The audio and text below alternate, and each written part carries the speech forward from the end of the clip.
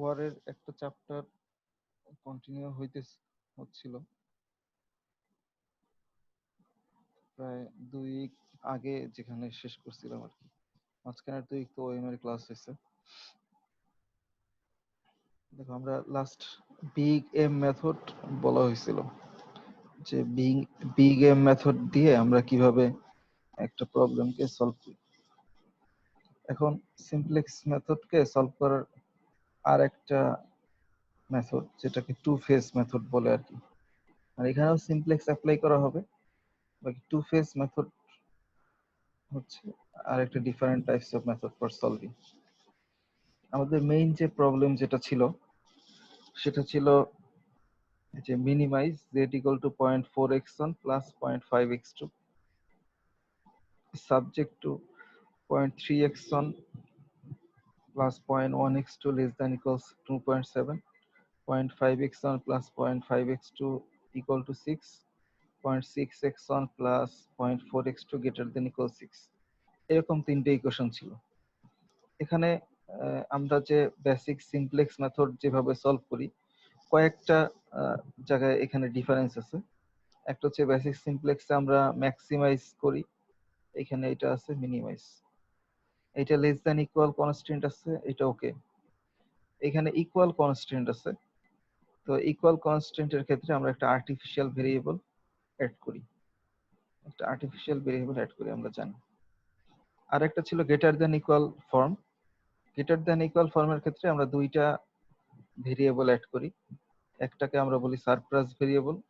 Surplus variable add করে আমরা equal করি। ইকুয়াল করে, এগুলো আগেই বলা হয়েছিল, আবার একটু রিভিউ করতেছি আর কি। গ্রেটার দেন ইকুয়াল ফর্ম থাকলে প্রথমে আমরা একটা সারপ্লাস ভেরিয়েবল অ্যাড করি। সারপ্লাস ভেরিয়েবল অ্যাড করার পরে এইটা as it is equal form বা ইকুয়াল ইকুয়েশন, যখন ইকুয়াল ইকুয়েশন হবে সারপ্লাস ভেরিয়েবল পরে আমরা একটা আর্টিফিশিয়াল ভেরিয়েবল অ্যাড করব। তাহলে থার্ড ইকুয়েশনটা এরকম করছিলাম, আগের পাওয়ার পয়েন্টও ছিল 0.6x1 plus 0.4x2 greater than equal 6 আছে। এটাকে আমরা একটা সারপ্লাস ভেরিয়েবল অ্যাড করে আমরা ইকুয়াল সাইনে নিয়ে গেলাম। এটার মানে হচ্ছে suppose 0.6x1 plus 0.4x2 greater than equal 6, তার মানে লেফট হ্যান্ড সাইডটা 6 এর চাইতে যদি বড় হয়, সাপোজ লেফট হ্যান্ড সাইডটা হচ্ছে 7, 0.6x1 প্লাস 0.4x2 এটার ভ্যালুটা হচ্ছে 7। যদি 7 হয়, জাস্ট একটা এক্সাম্পল হিসেবে যদি বলি, যদি এটার ভ্যালু 7 হয়, তাহলে 0.6x1 প্লাস 0.4x2 এখান থেকে যদি x5 মাইনাস করি, তাহলে 7 থেকে কত মাইনাস করতে হবে? তাহলে x5 এর ভ্যালুটা হবে সেক্ষেত্রে 1। যদি 1 মাইনাস করি, তখন আমরা বলতে পারি ইকুয়াল টু 6। এখন যেহেতু ইকুয়াল ফর্মে চলে আসলো, আমরা একটা আর্টিফিশিয়াল ভেরিয়েবল অ্যাড করলাম এটাকে সিমপ্লেক্স মেথডে সলভ করার জন্য। সলভ করলে এই x6 বার এই ভেরিয়েবলটি অ্যাড করার ফলে এখন এইটাকে আর্টিফিশিয়াল ভেরিয়েবল যেহেতু অ্যাড করা হলো, তখন আমরা এটাকে লেস দ্যান ইকুয়াল ফর্মে লিখতে পারি। তাহলে রিয়েল প্রবলেমটা এরকম ছিল, z equal to 0.4x1 plus 5x2, এটা ছিল অবজেক্টিভ ফাংশন। এরপরে প্রথম ইকুয়েশন যা আছে তাই। সেকেন্ড ইকুয়েশনটাকে আমরা এভাবে লেস দেন ইকুয়াল 6 লিখতে পারি।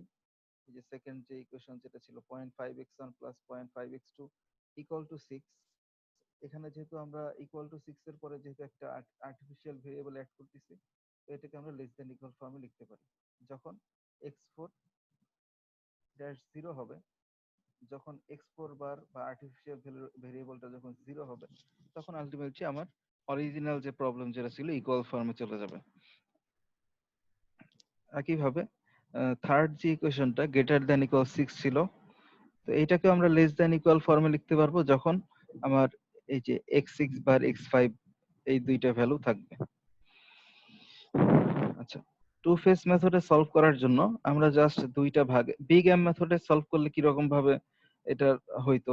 বিগ এম মেথডের ক্ষেত্রে আমরা জানি যে যেখানে দুইটা আর্টিফিশিয়াল ভেরিয়েবল থাকে, ওই আর্টিফিশিয়াল ভেরিয়েবল দুইটা আমরা বড় দুইটা একটা ভ্যালু এম অ্যাড করার মাধ্যমে সেটাকে আমরা অবজেক্টিভ ফাংশনে নিয়ে আসি।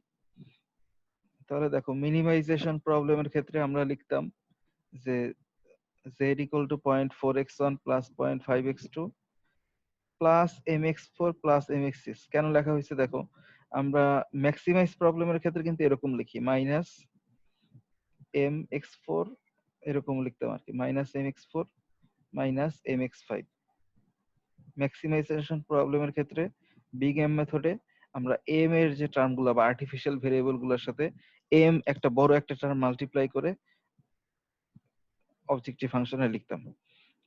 ম্যাক্সিমাইজ প্রবলেমে কি হইতো, যে ম্যাক্সিমাইজ প্রবলেমে যদি এম এর ভ্যালু যেহেতু বড়, তার মানে এক্স ফোর এর ভ্যালু যদি টেন্স টু জিরো হয় বা জিরো হয়, সেক্ষেত্রে এই বড় জিনিসটা লস হবে না, মাইনাস মানে তো লস। তাহলে ম্যাক্সিমাইজ প্রবলেমের ক্ষেত্রে উদ্দেশ্য ছিল যে এক্স ফোর বার আর এক্স ফাইভ বারের ভ্যালুটা জিরো করা, যাতে এই যে মাইনাস টার্মটা বা বড় টার্মটার দ্বারা আমার প্রফিটটা ক্ষতিগ্রস্ত না হয়। তো একইভাবে মিনিমাইজেশন প্রবলেম, দেখো মিনিমাইজেশন প্রবলেম হওয়ার ফলে এখানে আর্টিফিশিয়াল ভেরিয়েবল এখানে আমরা প্লাস সাইন লিখতেছি। প্লাস সাইন লিখলে যেটা হবে, তার মানে দেখো যে এম যেহেতু বড় একটা নাম্বার, তার মানে এক্স ফোর এর ভ্যালু যদি ছোট কোনো ভ্যালু হয়, তাহলে বড় একটা নাম্বারকে ছোট একটা ভ্যালু দ্বারা মাল্টিপ্লাই করার ফলে আলটিমেটলি একটা বড় জিনিস এখানে অ্যাড হয়ে যাবে। যদি অ্যাড হয়ে যায় তাহলে তার মিনিমাইজ হলো না। তার মানে মিনিমাইজ করতে হলে আমাদেরকে কি করতে হবে, এক্স ফোর আর এক্স সিক্স বারের, এক্স ফোর বার আর এক্স সিক্স বারের যে কোএফিসিয়েন্ট এম আছে, এটা বড় ভ্যালু হওয়ার কারণে এক্স ফোর বার আর এক্স সিক্স বারের ভ্যালুটা টেন্স টু যখন জিরো হবে, তখনই আমি এটাকে মিনিমাইজেশন করতে পারবো। এই কারণে আমরা এটাকে দুইটা ফেজে ভাগ করে এটাকে সলভ করা যায়। প্রথম ফেজটাকে বলা হচ্ছে যে minimisation of Z equal to X four bar plus X six bar. তার মানে এক্স ফোর বার আর এক্স সিক্স বারকে আমরা যদি মিনিমাইজ করি, তো মিনিমাইজ করব কোন পর্যন্ত, আপ টু যতক্ষণ পর্যন্ত এটা জিরো না হয় ততক্ষণ পর্যন্ত এটাকে মিনিমাইজ করব। যদি মিনিমাইজ করে এটাকে জিরো করতে পারি, তাহলে কিন্তু আমার এই অংশটা নিয়ে আর কনসার্ন থাকতেছে না। তো আলটিমেটলি যেহেতু এক্স ফোর বার আর এক্স সিক্স বার এটা একটা আর্টিফিশিয়াল ভেরিয়েবল, তো আলটিমেটলি এটা জিরো হওয়াটাই কিন্তু স্বাভাবিক। এটা তো আলটিমেটলি রিয়েল লাইফের কোনো ভেরিয়েবল ছিল না, এটা আমাদের ক্যালকুলেশনের জন্য বা সিমপ্লেক্স মেথড অ্যাপ্লাই করার জন্য ভেরিয়েবল অ্যাড করা। তাহলে এইটা একটা স্টেজ হবে বা ফেজ হবে। সেকেন্ড ফেজে যেটা হবে, পরের যে বাকি যে অবজেক্টিভ ফাংশন বা রিয়েল লাইফের যে অবজেক্টিভ ফাংশন ছিল সেটাকে মিনিমাইজ করা। কখন, ওই আগের ফেজ ওয়ান এর যে X four bar equal to zero আর X six bar equal to zero, ওইটাকে ধরে আমরা মিনিমাইজ করব। তাহলে যদি সামারি হিসেবে বলি, the phase on objective function is obtained by dividing big M method objective function by M. তাহলে এই যে m into X four plus m into X six যেটা ছিল, এইটাকে আমরা এই যে বিগ এম এর m দ্বারা ডিভাইড করার দ্বারা আমরা ফেজ ওয়ানের অবজেক্টিভ ফাংশন পাবো। Then dropping the negligible terms. Dropping negligible terms মানে হচ্ছে, দেখো m দ্বারা যদি আমরা ভাগ করি, তাহলে এই যে 0.4x1 আর 0.5x2, এইটাকে যদি আমরা m দ্বারা ভাগ করা হয়, তাহলে কিন্তু m যেহেতু বড় একটা নাম্বার, তাহলে খুব স্মল একটা ভ্যালু পাওয়া যাবে। যেহেতু খুব স্মল একটা ভ্যালু পাওয়া যাবে বড় একটা সংখ্যা দ্বারা ভাগ করার ফলে, এই কারণে এগুলোকে আমরা নেগলিজিবল টার্ম বলতে পারি। তাহলে ফেজ ওয়ানের অবজেক্টিভ ফাংশন কি হচ্ছে, dividing by big M method objective function by M. তাহলে বিগ এম মেথডের যে অবজেক্টিভ ফাংশন যেটা ছিল, সেটাকে আমরা এম দ্বারা ডিভাইড করলাম। এম দ্বারা ডিভাইড করার ফলে এই দুইটা যে ভাগফল যেটা পাওয়া যাবে, সেই দুইটা নেগলিজিবল হবে। আর এখানে এম দ্বারা ভাগ করার ফলে এই এমটা কেটে যাবে, এই এমটা কেটে যাবে, তাহলে থাকতেছে x four bar plus X six bar. Since phase on concludes by obtaining a best feasible solution for real problem on where x4 bar equal to 0 and x6 bar equal to 0. তাহলে দেখো phase one এর objective হচ্ছে minimize x4 আর x6 until x4 bar equal to 0, x6 bar equal to 0। তাহলে যতক্ষণ পর্যন্ত x4 bar আর x6 বার 0 না হয়, ততক্ষণ পর্যন্ত আমরা ফেজ ওয়ান এর ইটারেশন করব। এরপরে this solution is then used as the initial best feasible solution for applying the simplex method to the real problem with its objective function. তার মানে এরপরে আমরা ফেজ টুটা অ্যাপ্লাই করব, যেখানে ফেজ ওয়ান এর যে লাস্ট ইটারেশন যেটা পাইছি, ফেজ ওয়ান এর লাস্ট ইটারেশনের ক্ষেত্রে লাস্ট ইটারেশনটাকে আমরা ইউজ করব ফেজ টু এর বেস্ট ফিজিবল সলিউশন বা স্টার্টিং ইটারেশন দিয়ে। এবং সেক্ষেত্রে দেখো ফেজ ওয়ান এর ক্ষেত্রে অবজেক্টিভ ফাংশন যা, আর ফেজ টু এর ক্ষেত্রে অবজেক্টিভ ফাংশন কিন্তু ডিফারেন্ট। তাহলে ফেজ টু এর অবজেক্টিভ ফাংশনটা আমি ফেজ ওয়ান এর যে লাস্ট ইটারেশন সেখানে রিপ্লেস করার পরে এরপরে আমরা ফেজ টুটা স্টার্ট করব। হ্যাঁ, কেউ একজন কোশ্চেন করতেছিলাম।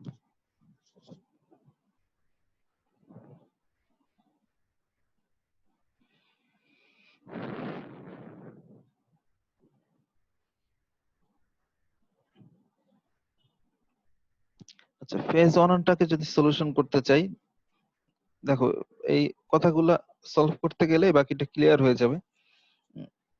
ফেজ অনের যে অবজেক্টিভ ফাংশন, তাহলে আমরা একটা বেস্ট ফিজিবল সলিউশন যেটা বের করব ফেজ অন থেকে, সেটা রিয়েল প্রবলেমেরও একটা বেস্ট ফিজিবল সলিউশন হয়।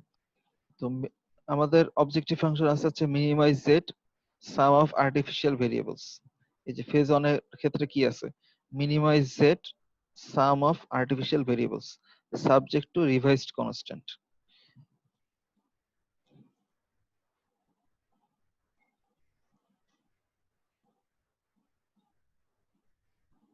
তাহলে ফেজ অনটা এরকম আর কি, এই যে minimize Z summation of artificial variables subject to revised constants. তাহলে 0.3x1 plus 0.1x2 plus x3 equal to 2.7, equation যেরকম ছিল আর কি। 0.5x1 plus 0.5x2 plus x4 বার, যেহেতু ইকুয়াল সাইন ছিল তাই একটা আর্টিফিশিয়াল ভেরিয়েবল অ্যাড হয়েছে। x3 টা স্ল্যাগ ভেরিয়েবল আর এটা artificial variable. x4 bar equal two 6। Third ইকুয়েশনকে প্রথমে সারপ্লাস ভেরিয়েবল অ্যাড হয়েছে, এরপরে আর্টিফিশিয়াল ভেরিয়েবল অ্যাড হয়েছে, অ্যাড হয়ে প্লাস 6।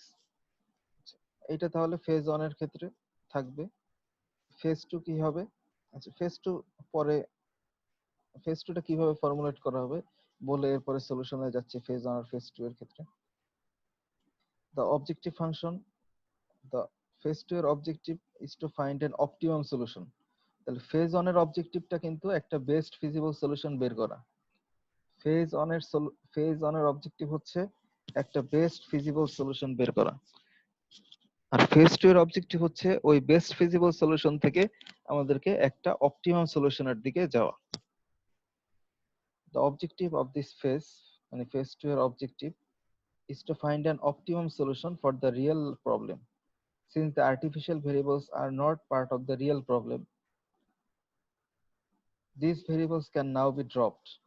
Artificial variable গুলো যেহেতু রিয়েল প্রবলেমের ভিতরে নাই, এই কারণে আমরা ফেজ 2 তে কি বলছি, যে আর্টিফিশিয়াল ভেরিয়েবলকে ড্রপ করে আমরা সলিউশনে যাব। আর এটা কেন ড্রপ করা যাবে, আমরা ফেজ অন এর ক্ষেত্রে তো আমরা অলরেডি সেখানে আর্টিফিশিয়াল ভেরিয়েবলকে জিরো যার আগ পর্যন্ত আমরা ওইটা ইটারেশন করব, starting from the best feasible solution obtained in the phase on।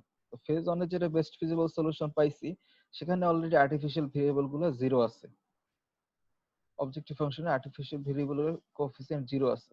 তো জিরো থাকার ফলে, তো আমার এই কারণে অবজেক্টিভ ফাংশনে যেহেতু আর্টিফিশিয়াল ভেরিয়েবল জিরো আছে, তো ওই কলাম গুলাকে বা অন্যান্য কনস্ট্যান্টের ক্ষেত্রে আর্টিফিশিয়াল ভেরিয়েবলের যে কোএফিসিয়েন্ট আছে সেগুলোকে আমরা ড্রপ করে বা কেটে নিয়ে আমরা বাকিটা সলিউশন করব।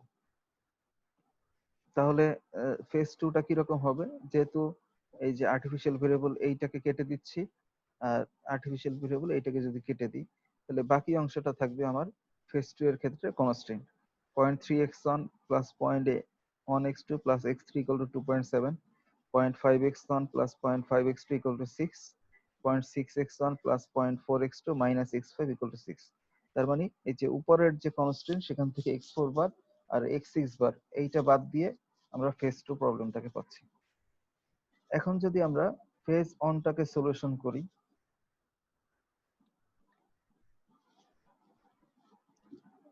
আমরা সিমপ্লেক্স মেথডে ম্যাক্সিমাইজেশন প্রবলেম করতে পারি। তাহলে আগের পাওয়ার পয়েন্টে ছিল যে কোনো ম্যাক্সিমাইজেশন মিনিমাইজেশন প্রবলেম থাকলে সেটাকে আমরা বলতে পারি maximise minus Z, minimise Z কে আমরা বলতে পারি maximise minus Z. Maximise minus Z কে ম্যাক্সিমাম করা আর জেড কে মিনিমাম করা একই কথা। তাহলে বোথ সাইডে আমরা মাইনাস দ্বারা মাল্টিপ্লাই করার পরে এরপরে আমরা এটাকে ম্যাক্সিমাইজ করতেছি। as x4 and x6 বার, এই যে x4 বার আর x6 বার, এটা বার হবে, দুইটাই হচ্ছে বেসিক ভেরিয়েবল শুরুতে অবজেক্টিভ ফাংশনে। solution it must have a coefficient 0 in the objective function. x4 bar আর x6 বারের অবশ্যই কোএফিসিয়েন্ট 0 হইতে হবে। দেখো এই যে x4 বার আর x6 বার এখানে তো কোএফিসিয়েন্ট 1 আছে। অবজেক্টিভ ফাংশনে ফেজ অন এর অবজেক্টিভ ফাংশনে x4 বার আর x6 বারের কোএফিসিয়েন্ট এখানে 1 আছে। তো এটাকে অবশ্যই যেহেতু 0 হইতে হবে, তার মানে x4 বার আর x6 বারকে আমরা তাহলে রিপ্লেস করব। কিভাবে রিপ্লেস করব?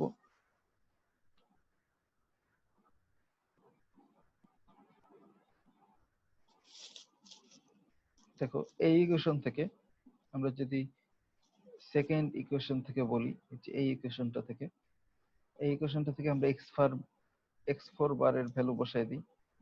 তাহলে x4 বারের ভ্যালু যদি বসাই দিই তাহলে হবে দেখো 0.5x1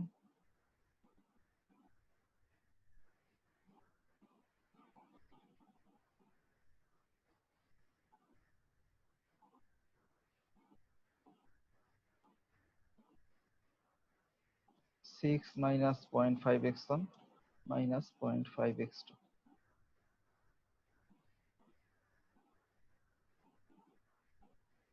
প্লাস x6 বারের ভ্যালু যদি বসাই দিই এই যে ইকুয়েশন থেকে, x6 বার কি হবে 6 minus 0.6x1 minus 0.4x2, এই পাশে x5 টা মাইনাস ছিল, তাহলে রাইট হ্যান্ড সাইডে গেলে প্লাস হয়ে যাবে, প্লাস x5।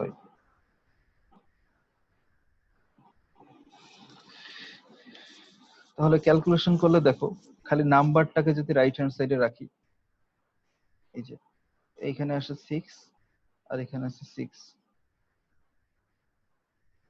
এই 6 আর 6 এই দুইটাকে আমরা যদি শুধু রাইট হ্যান্ড সাইডে রাখি, আচ্ছা এটা 12 না, 0 না, এটা 12 হবে আর কি। এইটাকে রাইট হ্যান্ড সাইডে রাখতেছি, তাহলে এটা হচ্ছে 12। আর লেফট হ্যান্ড সাইডে কি হচ্ছে দেখো, এখানে দেখো 0.5x1 আছে আর এখানে 0.6x1 আছে, এটাও মাইনাস এটাও মাইনাস, তাহলে মাইনাস -5 আর -0.6 মিলে হচ্ছে -1.1। তাহলে এটাকে যদি এখন লেফট সাইডে নিয়ে যাই, এটাকে যদি এখন লেফট সাইডে নিয়ে যাই তাহলে -6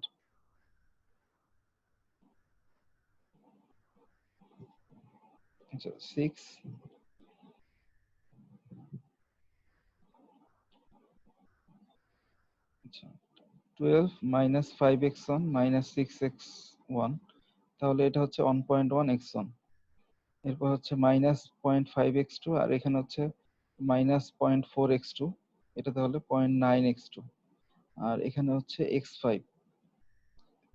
তাহলে অ্যাজ ইট ইজ যেভাবে ছিল সেভাবে রাখা হচ্ছে, আর রাইট হ্যান্ড সাইডটা হচ্ছে 12। এখন যেটা হবে দেখো এই অংশটাই আমরা কি করব, পরের অবজেক্টিভ ফাংশনের আমরা ইকুয়েশনে ইউজ করব। তার মানে এই যে এই পাশে ছিল কি, এই সবগুলোকে যদি আমরা মাইনাস জেড করি, এই যে দেখো জেডটাকে আমরা এই পাশে নিয়ে আসছি, এই যে এই জেডটাকে, এই যে এই লাইনে জেড ইকুয়াল টু তো এটা ছিল, জেড ইকুয়াল টু এটা ছিল, জেডটাকেও যদি আমরা রাইট হ্যান্ড সাইডে নিয়ে আসি তাহলে কি হবে, ইকুয়াল টু হচ্ছে 0, এই পাশে হচ্ছে মাইনাস জেড।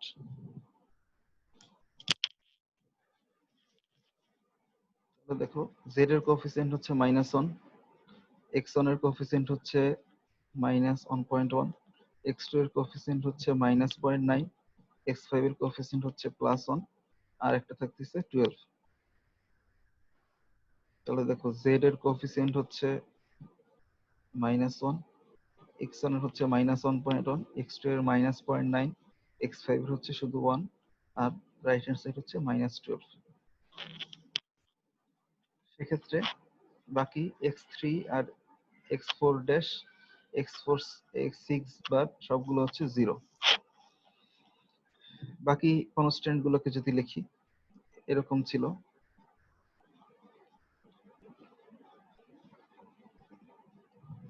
এই যে সেকেন্ড 0.3x1, x1 এর কোএফিসিয়েন্ট 0.3, এরপর হচ্ছে 0.1x2 প্লাস x3 এর 1 ইকুয়াল হচ্ছে 2.7।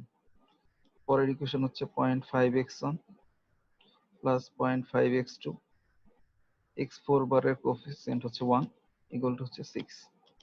পরের ইকুয়েশন ছিল 0.6x1 প্লাস 0.4x2 0 0, x5 এর কোএফিসিয়েন্ট -1, x6 বারের কোএফিসিয়েন্ট 1 ইকুয়াল টু হচ্ছে 6। তাহলে আমার যে কনস্ট্যান্ট গুলো ছিল এবং অবজেক্টিভ ফাংশন গুলো ছিল সেভাবে আমরা ইটারেশন 0 করলাম।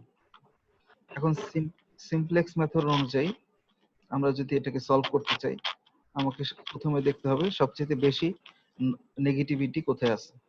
তাহলে জেড জেড জেড রোতে বা ইকুয়েশন 0-তে সবচেয়ে বেশি নেগেটিভ -1.1 আর -0.9, এর ভিতরে এটা হচ্ছে নেগেটিভ বেশি। যেহেতু এটা বেশি নেগেটিভ তাহলে এটাকে আমরা বলবো পিভট কলাম। এরপরে আমাদেরকে পিভট রো সিলেক্ট করার জন্য সিমপ্লেক্স মেথডের নিয়ম অনুযায়ী পিভট রো সিলেক্ট করতে হবে। আমার রাইট হ্যান্ড সাইডের ভ্যালুগুলোকে আমার পিভট রো এর ভ্যালুগুলো দ্বারা ভাগ করতে হবে, স্ট্রিক্টলি পজিটিভ ভ্যালুগুলো দ্বারা ভাগ করতে হবে। তাহলে 2.7 কে আমরা 0.3 দ্বারা যদি ডিভাইড করি, 6 কে আমরা 0.5 দ্বারা ডিভাইড করব, 6 কে 0.6 দ্বারা ডিভাইড করব। ডিভাইড করলে মিনিমাম যে রেশিও আসে সেটা হচ্ছে এই যে 2.7 ডিভাইডেড বাই 0.3, এটার ভ্যালুই সবচেয়ে মিনিমাম আসে। যেহেতু এটা সবচেয়ে মিনিমাম আসবে তাহলে এইটাকে আমরা বলবো পিভট রো। পিভট রো আর পিভট কলাম যেখানে ইন্টারসেক্ট করবে সেই নাম্বারটাকে আমরা বলতে পারি পিভট নাম্বার। যে 0.3 যেটা, এটা হচ্ছে পিভট নাম্বার। তাহলে পিভট কলাম যেটা, তাহলে x1 এইটা হবে এন্টারিং ভেরিয়েবল, পিভট রো যেটা x3 এটা হবে লিভিং ভেরিয়েবল। তাহলে x1 হবে এন্টারিং ভেরিয়েবল, x3 এর জায়গায় x1 ঢুকলো, আর x4 বার x6 বার যেরকম ছিল সেরকম থাকলো, আর x3 এর জায়গায় x1 ঢুকলো। ইটারেশন করে এখন যেহেতু x1 ঢুকে যাবে, x1 যেহেতু বেসিক ভেরিয়েবল হচ্ছে, তাহলে আমাকে -1.1 টাকে আমার 0 করতে হবে। -1.1 টাকে 0 করার জন্য আমাকে মাল্টিপ্লাই করে যে 0.3 এখানে আছে 0.3, এইটাকে আমার এমন কিছু দ্বারা মাল্টিপ্লাই করতে হবে যাতে 1.1 আসে। তাহলে সেই ভ্যালু দ্বারা মাল্টিপ্লাই করলে আলটিমেটলি তার মানে হচ্ছে যে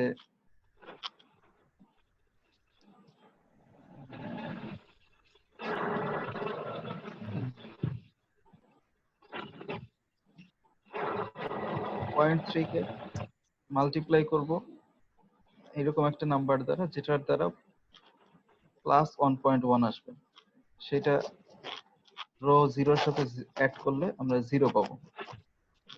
সিমিলার ভাবে এই রো 0টা ওইভাবে চেঞ্জ হয়ে যাবে। বাকি রো গুলোর ক্ষেত্রে রুলস ছিল অন্যান্য যে রো গুলো, x1 এর ক্ষেত্রে রুলস ছিল যে আমরা পিভট নাম্বার দ্বারা পিভট রোটাকে ভাগ করব। 0.3 দ্বারা 0.3 কে 0.3 দ্বারা ভাগ করলে 1, 0.1 কে 0.3 দ্বারা ভাগ করলে 1/3, 1 কে 0.3 দ্বারা ভাগ করলে 10/3, 0 কে 0 0 0 কে ভাগ করলে 0 0 0, 2.7 কে 0.3 দ্বারা ভাগ করলে মানে 3 টাইমস এরও বেশি আর কি, 9 আসে। 2.7 ডিভাইডেড বাই 0.3 মানে হচ্ছে 9 আসবে। বাকি রো গুলোকে চেঞ্জ করার ক্ষেত্রে আমাদের নিয়ম ছিল যে এই যে 0.5 যেটা আছে এটাকে আমাকে 0 করতে হবে, 0.6 যেটা আছে এটাকে 0 করতে হবে। 0 রো 0টা এখন এটা নেগেটিভ শুধু একটা ভ্যালুই আছে, ইটারেশন 1 এর ফলে নেগেটিভ একটা নাম্বার, তাহলে এইটা হবে পিভট কলাম। এরপরে ডিভাইড করার ফলে আমরা পিভট রো পাচ্ছি। তাহলে পিভট রো পাইলে আমাকে এখন x2 টা হবে এন্টারিং ভেরিয়েবল, তাহলে x6 বারের জায়গায় x2 আসবে, আর x6 বারটা হবে লিভিং ভেরিয়েবল। এখানেও আমার অপটিমাম সলিউশন আসতেছে না, কেন? কারণ এখানেও দেখো -5/3 আছে, এখানেও -5/3 আছে, দুইটাই এখানে মাইনাস আছে এবং দুইটাই সমান। তো এরকম যদি টাই হয় সেক্ষেত্রে আমরা টাই ব্রেক করার নিয়ম ছিল আরবিট্রারি ভাবে যে কোনো একটা আমরা লিভ করলেই হবে, x3 বা x5 এর যে কোনো একটাকে নিয়ে আসতেই হবে। তো যে কোনো একটাকে নিয়ে আসার জন্য আমরা যদি x3 নিয়ে আসি, x5 ও আনা যেত, কোনো সমস্যা নাই। তো x3 কে নিয়ে আসা হলো, x4 বারকে সরায়, x4 বারকে সরানোর ফলে x3 কে নিয়ে আসা হলো, নিয়ে আসার ফলে দেখো এখন অবজেক্টিভ ফাংশনে আর কোনো নেগেটিভ ভ্যালু নাই। যেহেতু অবজেক্টিভ ফাংশনে আর কোনো নেগেটিভ ভ্যালু নাই, তার মানে এইটাই হচ্ছে আলটিমেট সলিউশন। তাহলে প্রথম যে ফেজ 1 এর সলিউশনে যে সলিউশন গুলো পাওয়া যাচ্ছে, দেখো x1 এর ভ্যালু হচ্ছে 6, x1 এর ভ্যালু হচ্ছে 6, x2 এর ভ্যালু হচ্ছে 6, x3 এর ভ্যালু হচ্ছে 0.3, আর x4 বার 0, x5 0, x6 বার 0, এটা হচ্ছে সলিউশন। আর z এর ভ্যালু হচ্ছে 0। এইটা হচ্ছে ফেজ 1 এর ক্ষেত্রে আমরা সলিউশন পাচ্ছি। x1 থেকে x6 বার পর্যন্ত মান ভ্যালুগুলো হচ্ছে এরকম, আর z এর ভ্যালু হচ্ছে 0। এখন আমরা যদি ফেজ 2 এর সলিউশনে যাই, ফেজ 2 এর সলিউশন বের করার ক্ষেত্রে যে রুলস গুলো ছিল, যে ফেজ 1 এর যে ফাইনাল ইটারেশনের যে টেবিল থাকবে বা ফাইনাল ইটারেশন যেটা থাকবে সেটা দিয়ে আমরা স্টার্ট করব। তাহলে একটু যদি খেয়াল করো, এই এই টেবিলটা একটু খেয়াল করো, দেখো 000101 z এর রুটে 000101, রাইট হ্যান্ড সাইডে 06.36, 06.36, সেকেন্ড রোতে 100 -4 -55, 100 -4 -55।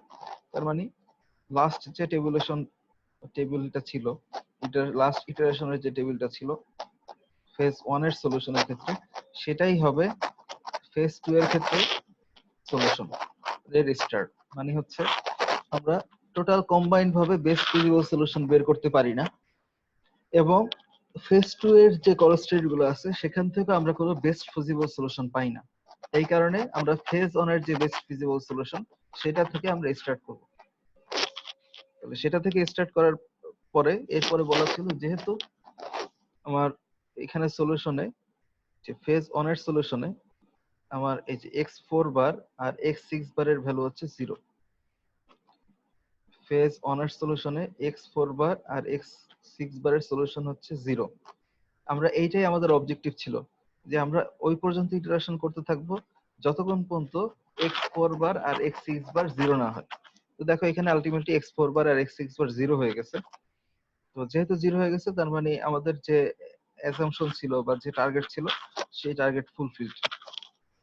এরপরে কি ছিল, এরপরে সেকেন্ড ফেজের ক্ষেত্রে বলা হয়েছিল যে এখানে আমরা কনস্ট্যান্ট গুলো থেকে, এই যে এখানে এই ইকুয়েশনে ছিল x4 বার আর এখানে ছিল x6 বার, আমরা x4 বার আর x6 বারকে ড্রপ করব। তাহলে এখানে যেহেতু x4 বার আর x6 বার নাই, ফেজ 2 এর ক্ষেত্রে যেহেতু x4 বার আর x6 বার নাই, তাহলে এই ভ্যালুগুলো সবগুলোকে আমরা কেটে দিচ্ছি, এই সবগুলো ভ্যালুকে আমরা কেটে দিচ্ছি। তার মানে এই যে এই অংশটুকুকে কেটে দিচ্ছি, এই অংশটুকু কেটে দিচ্ছি, কেটে দিয়ে এখন টেবিলটা এরকম হলো। এর পরের ফেজ কি হবে, এর পরের ফেজ হচ্ছে অবজেক্টিভ ফাংশনকে ট্রান্সফার করা। ফেজ 1 এর অবজেক্টিভ ফাংশনের ক্ষেত্রে দেখো, ফেজ 1 এর অবজেক্টিভ ফাংশনে ছিল এই যে x4 বার আর x6 বার। এখন তো ফেজ 2 এর অবজেক্টিভ ফাংশনে x1 আর x2 আছে, তাহলে আমার x1 আর x2 0.4 আর 0.5, তাহলে আমি অবজেক্টিভ ফাংশনটাকে আমি এখন ট্রান্সফার করতেছি 0.4 আর 0.5, এটা দিয়ে ট্রান্সফার করলাম, জাস্ট 0.4 আর 0.5 লিখলাম। এখন একটা জিনিস খেয়াল করো, তাহলে এই সাবস্টিটিউট যখন করলাম অবজেক্টিভ ফাংশন, এখন সাবস্টিটিউট করার ফলে সিমপ্লেক্স এর মেথড অনুযায়ী এখানে একটু সমস্যা আছে। সমস্যা কি দেখো, এই যে x1 x3 x2 এই তিনটা কি বেসিক ভেরিয়েবল। তো আমরা কি জানি যে বেসিক ভেরিয়েবলের অবজেক্টিভ ফাংশনের কোএফিসিয়েন্ট অবশ্যই 0 হইতে হবে। তাহলে এইটা এইটা এইটা তিনটাই 0 হইতে হবে অবজেক্টিভ ফাংশনের ক্ষেত্রে, বাট এখানে তো 0 না। x1 আর x2 এর কোএফিসিয়েন্ট এখানে 0.4 আর 0.5 আছে। তাহলে যেহেতু 0 না, তাহলে আমাকে পরবর্তী সলিউশনে যাওয়ার জন্য এটাকে আমাকে 0 করে তারপরে সিমপ্লেক্স মেথড অ্যাপ্লাই করতে হবে। তো এটার 0 করার ফর্মুলা হচ্ছে, আমরা গসিয়ান এলিমিনেশন করি আর কি। ম্যাথের মধ্যে তোমরা হয়তো পড়ছো ফার্স্ট ইয়ার বা সেকেন্ড ইয়ারের ক্ষেত্রে। তো গসিয়ান এলিমিনেশনের মাধ্যমে আমরা প্রপার সিমপ্লেক্সের ফর্মে যেতে পারবো, বা অ্যালজেব্রিক যে এলিমিনেশন এভাবেও বলতে পারো। আচ্ছা, এই টেবিলটা দেখে যদি একটু বলো যে এই 0.5 0.4 কে যদি আমরা 0 করতে চাই তাহলে কি করতে হবে? এই রোতে আমরা এই 0.4 টাকে 0 করতে চাই, তাহলে কি করতে হবে? দেখো, ইকুয়েশন 1 2 3 এর মধ্যে এই বরাবর শুধু এই একটাই আছে, শুধু 1 আছে, বাকি দুইটা তো 0। তো ওগুলা থেকে তো কিছু করা যাবে না, 0 দিয়ে তো কিছু করা যাবে না। তাহলে এই ইকুয়েশন 1 টাকে আমরা যদি 0.4 দ্বারা মাল্টিপ্লাই করি, ইকুয়েশন 1 কে 0.4 দ্বারা মাল্টিপ্লাই করলে এইটা 0.4 হবে, তখন রো 0 থেকে মাইনাস করতে পারবো। তাহলে আমি যদি একটু লেখি লাইনটা, দেখো মানে ইনিশিয়াল জেড এর লাইনটা কি হবে, তাহলে 0.4 দ্বারা মাল্টিপ্লাই করতেছি, তাহলে 0.1 ইন্টু 0.4 হবে 0.4, তাহলে 0.4 থেকে 0.4 গেলে 0, তাহলে প্রথম ভ্যালুটা থাকতেছে 0। এরপরে দেখো, 0 কে 0.4 দ্বারা মাল্টিপ্লাই করলে 0, 0.5 থেকে 0.4 বাদ গেলে থাকবে, 0.5 থেকে 0 বাদ গেলে থাকবে 0.5। এরপরে 0 সাথে গুণ করলে 0 থাকবে, 0 থেকে 0 মাইনাস করলে 0। মাইনাস 5 এর সাথে 0.4 মাল্টিপ্লাই করতেছি, 5 ইন্টু 0.4 হচ্ছে -2, তাহলে 0 থেকে মাইনাস করব -2, তাহলে অ্যান্সারটা হয়ে যাচ্ছে 2। এরপরে দেখো, এই ইকুয়েশনে 6 আছে, 6 এর সাথে 0.4 মাল্টিপ্লাই করলে 4 ছক 24, মানে 2.4, 0 থেকে 2.4 মাইনাস করলে -2.4, এই অংশ পাচ্ছি। এরপরে এই যে 0.5, এইটাকে 0 করার জন্য আমরা কি করব? দেখো, এইটাও 0 আছে, এইটাও 0 আছে, তাহলে এখানে একটা 1 আছে। তাহলে আমরা ইকুয়েশন যে 3 আছে, ইকুয়েশন 3 কে যদি আমরা 0.5 দ্বারা মাইনাস করি, এটাকে যদি 0.5 দ্বারা মাইনাস করি, মাইনাস করার পরে ইকুয়েশন 0 থেকে আমরা যদি বাদ দিই, তাহলে দেখো 0 কে 0.5 দ্বারা মাইনাস করতেছি, তাহলে 0। এরপরে হচ্ছে 0.4, 0.4 তো আলটিমেটলি এখন আর নাই, এখন তো এই 0ই আছে। তাহলে 0 থেকে, অথবা যদি তুমি এখানে সাবস্টিটিউট চিন্তা করো তাও হবে। তাহলে 0 আছে, তাহলে 0 থেকে গেল, মানে 0 থেকে 0 মাইনাস করলে, এরপর 1 এর সাথে 0.5 মাল্টিপ্লাই হচ্ছে, তাহলে 0.5, 0.5 থেকে 0.5 গেলে এটা থাকতেছে 0। তাহলে ফাইনাল টেবুলেশন যেটা হচ্ছে, এটা হচ্ছে 0, এরপরে এটা হচ্ছে 0। এরপরেরটা হচ্ছে, এখানে 0 আছে, 0.5 দ্বারা 0 মাল্টিপ্লাই করলে 0, 0 থেকে 0 মাইনাস করলে 0। এরপরে 0.5 এর সাথে 0.5, এই যে এই 0.5 এর সাথে এই 5 যদি মাল্টিপ্লাই করি, 5 5 25, মানে 2.5। তাহলে এই 2 থেকে, এখানে 2 ছিল, 2 থেকে মাইনাস করলাম 2.5, তাহলে 2 থেকে 2.5 মাইনাস করলে হবে -0.5। এই দেখো, -0.5, তাহলে 0 0 0 -0.5। লাস্ট টার্মটা দেখো, 6 কে যদি 0.5 দ্বারা মাল্টিপ্লাই করি, 6 গুণ 0.5, 5 ছক 30, তার মানে হচ্ছে 3। তাহলে 0 থেকে যদি 3 বাদ দিই, অথবা যদি এই যে -2.4 থেকে যদি 3 বাদ দিই, তাহলে -2.4 -3, তাহলে -5.4। তাহলে দেখো, এই যে -5.4, তাহলে আমরা যেটা করলাম সেটা হচ্ছে যে এই যে x4 বার আর x6 বার ড্রপ করলাম, মানে ফাইনাল ফেজ ওয়ানের যে ফাইনাল টেবিল পাইলাম সেখান থেকে আমরা x4 বার আর x6 বার ড্রপ করলাম। ড্রপ করার পরে আমরা অবজেক্টিভ ফাংশনে x1 আর x2 এর যে কোএফিসিয়েন্ট সেটাকে নিয়ে আসলাম। এখন x1 আর x2 এর কোএফিসিয়েন্ট নিয়ে আসার পরে দেখা যাচ্ছে যে বেসিক ভেরিয়েবলের কোএফিসিয়েন্ট যেহেতু আছে, জিরো বাদে অন্য কিছু আছে, এটাকে জিরো করার জন্য আমরা গসিয়ান এলিমিনেশন করলাম বা অ্যালজেব্রিক ভাবে কাটাকাটি করলাম আর কি, রো কে সেম জিনিস দ্বারা মাল্টিপ্লাই করে যোগ বিয়োগ করার মাধ্যমে। তাহলে এখন এই যে ইকুয়েশন পাচ্ছি এটাই আমার হচ্ছে ফেজ 2 এর জন্য আমার ইটারেশন 0। তার মানে দেখো এটাকে আবার এখানে লেখা হয়েছে আর কি x1 x2 x3 x5। এরকম করার ফলে দেখো একটা এই যে শুধু একটা মাত্র নেগেটিভ আসছে -0.5। তাহলে যেহেতু -0.5 একটা ভ্যালু নেগেটিভ, তার মানে এটাকে আমরা বলতে পারি পিভট কলাম। এরপরে পিভট রো বের করব, শুধু এক্সট্রিমলি পজিটিভ ভ্যালু দ্বারা ভাগ করব। তাহলে 0.3 কে 1 দ্বারা ভাগ করলে 0.3, আর 6 কে 5 দ্বারা ভাগ করলে 1.2। তাহলে 1.2 আর 0.3 এর মধ্যে কম হচ্ছে 0.3, তাহলে এটা হচ্ছে পিভট রো। তার মানে পিভট রো যেটা, তার মানে x3 টা হচ্ছে লিভিং ভেরিয়েবল আর x5 টা হচ্ছে এন্টারিং ভেরিয়েবল। তাহলে x5 টা ঢুকলো আর x3 টা বের হয়ে গেল। বের হয়ে যাওয়ার পর আমরা ইটারেশন করলে এখন দেখো যেটা হবে 0 0, এটা পজিটিভ চলে আসছে 0.5, এটা 0।